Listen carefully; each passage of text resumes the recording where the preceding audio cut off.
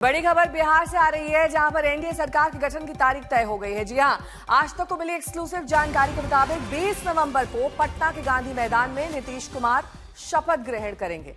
प्रधानमंत्री नरेंद्र मोदी भी शपथ ग्रहण समारोह में शामिल होंगे। आज सुबह 11:30 बजे नीतीश कुमार की मौजूदा कैबिनेट की आखिरी बैठक होगी। कैबिनेट मीटिंग के बाद नीतीश राजभवन जाकर राज्यपाल को अपना इस्तीफा सौंपेंगे। इसके बाद आज और कल बैठकों का दौर चलेगा। पहले जेडीयू और बीजेपी विधानमंडल दल की मीटिंग होगी, उसके बाद एनडीए विधानमंडल दल की मीटिंग में नेता चुना जाएगा। उसके बाद सरकार बनाने का दावा राज्यपाल के पास जाएगा।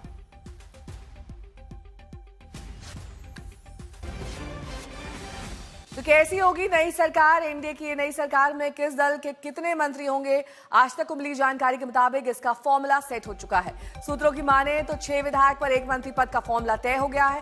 अगर यही फॉर्मूला लागू रहा तो इस हिसाब से बीजेपी कोटे से 14 से 15 मंत्री बनाए जा सकते हैं। वहीं जेडीयू को भी 14 मंत्री पद मिल सकता है, जबकि चिराग पासवान की पार्टी को 3, एचएएम और आरएलएम के खाते में 1-1 मंत्री पद आएगा।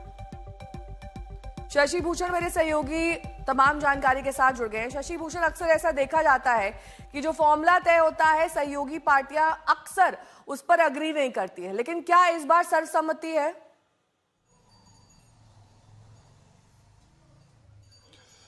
देखिए, कोई वजह नहीं दिखती है नेहा कि सहमति न बने, क्योंकि सबको पता है कि कैबिनेट में कितने मंत्री रहेंगे इसकी एक लिमिटेशन है और उस दायरे के अंदर ही मंत्रियों की संख्या होगी। तो पहले भी हमने देखा है कि जो बिहार में नीतीश सरकार अभी चल रही है, पिछली सरकार, इस सरकार के अंदर भी जो विधायकों की संख्या थी उसमें एक रेशियो तय किया गया था और उसी के मुताबिक मंत्रियों की संख्या थी। एक बदलाव नया ये है कि पहली दफे चिराग पासवान की पार्टी, जो लोक जनशक्ति पार्टी रामविलास है, वो कैबिनेट में शामिल होने जा रही है। तो ये माना जा रहा है कि जो उनके विधायकों की संख्या है उसके आधार पर लगभग 3 मंत्री पद उनके कोटे में आएंगे, क्योंकि 6 पर 1 का फॉर्मूला जो है वो पहले भी रहा था और इस बार भी लगभग वही लागू रहने की उम्मीद है। लेकिन जो लगातार खबरें हम बता रहे हैं, जो तैयारियां हैं 20 नवंबर के लिहाज से, वो आगे बढ़ रही हैं। गांधी मैदान को आज से सुरक्षा कारणों से और तैयारियों के लिए बंद कर दिया गया है।